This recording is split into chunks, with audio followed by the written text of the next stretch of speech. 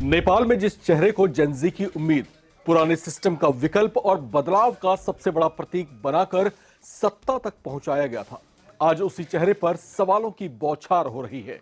प्रधानमंत्री बने बालेन शाह को सिर्फ 150 दिन हुए हैं, लेकिन इन 150 दिनों में कहानी ऐसी पलटी है कि जिन युवाओं ने उन्हें सिर आंखों पर बैठाया था, वही अब पूछ रहे हैं, बालेन शाह आखिर बदलाव कहां है? जिस सिस्टम को बदलने का दावा था, क्या वही सिस्टम अब बालेन शाह को बदलने पर मजबूर कर रहा है?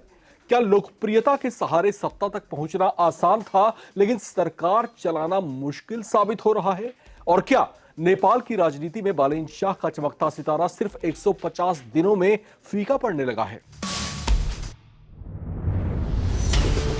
कभी रैपर, फिर काठमांडू के मेयर और फिर सीधे प्रधानमंत्री, बालेन शाह की कहानी किसी फिल्मी पटकथा से कम नहीं रही।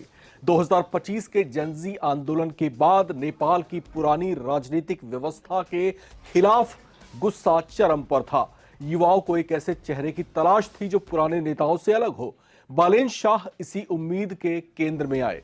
मार्च 2026 के चुनाव में उनकी पार्टी आरएसपी को बड़ी जीत हासिल हुई और बालेन शाह प्रधानमंत्री की कुर्सी तक पहुंच गए। लेकिन अब सवाल है, जिस जेनजी ने उन्हें सत्ता दी, क्या वही जेनजी अब उन्हें बाहर कर देंगे या फिर उनसे हिसाब मांग रहे हैं?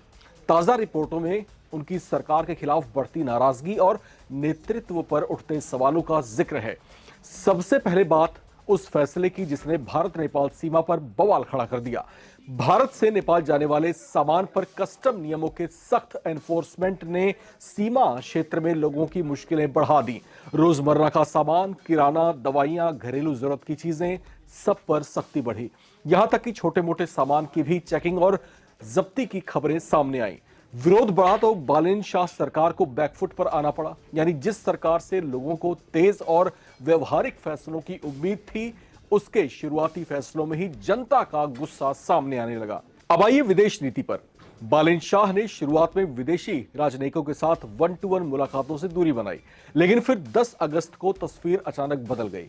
पहले भारतीय राजदूत नवीन श्रीवास्तव से मुलाकात, उसके बाद चीनी राजदूत झांग माओमिंग से बैठक। यानी जिस नीति पर बालेन शाह ने शुरुआत में जोर दिया था, उसी में कुछ महीनों के भीतर बदलाव दिखाई दिया। सवाल उठना स्वाभाविक है, क्या कूटनीति की जमीन पर बालेन शाह को अपना पहला यू टर्न लेना पड़ा? और फिर नेपाल के दक्षिणी हिस्से में सांप्रदायिक हिंसा ने सरकार की मुश्किलें और बढ़ा दी। हिंदू मुस्लिम झड़पों में कम से कम 3 लोगों की मौत हुई और कई लोग घायल हुए। हालात इतने बिगड़े कि सरकार को कर्फ्यू तक लगाना पड़ गया और प्रधानमंत्री बालेन शाह को खुद शांति की अपील करनी पड़ गई।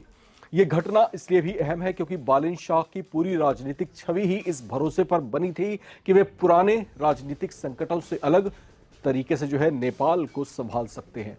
लेकिन हिंसा ने उनकी सरकार के सामने कानून व्यवस्था और सामाजिक तनाव का बेहद कठिन सवाल खड़ा कर दिया।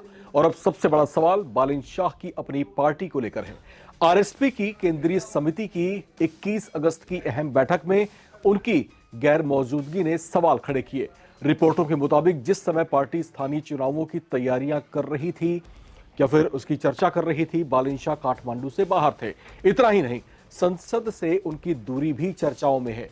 रिपोर्ट के मुताबिक वो 39 संसदीय बैठकों में सिर्फ 5 में शामिल हुए। अब संसद का स्पीकर उन्हें 26 अगस्त को सदन में उपस्थित होने के लिए बुला चुका है। तो तस्वीर क्या कहती है? बालेन शाह की लोकप्रियता खत्म हो रही है क्या? ऐसा कहना अभी थोड़ी जल्दबाजी होगी, लेकिन इतना जरूर है कि सत्ता में आने के सिर्फ 150 दिन बाद उन्हें उस सबसे कठिन परीक्षा का सामना करना पड़ रहा है जिससे हर लोकप्रिय नेता गुजरता है। वादा बनाम काम, लोकप्रियता बनाम शासन और उम्मीद बनाम नतीजा। क्योंकि नेपाल के युवाओं ने बालेन शाह को सिर्फ प्रधानमंत्री बनाने के लिए वोट नहीं दिया था, उन्होंने उन्हें बदलाव का चेहरा बनाया था। अब सवाल सिर्फ इतना नहीं है कि बालेन शाह कितने लोकप्रिय हैं, सवाल यह है क्या वो उस उम्मीद को सरकार में बदल पाएंगे? क्योंकि अगर जेनजी का भरोसा ही टूट गया तो नेपाल की राजनीति में बालेन शाह की सबसे बड़ी ताकत उनकी सबसे बड़ी कमजोरी भी बन सकती है। तो यहां पर बालेन शाह को हर कदम फूंक फूंक कर आगे बढ़ना होगा। उन्हें इस बात का खास तौर से ध्यान देना होगा कि ईज ऑफ डूइंग को यहां पर प्रमोट किया जाए। न कि जनता के लिए कठिनाइयां या फिर मुश्किलें बढ़ाई जाए।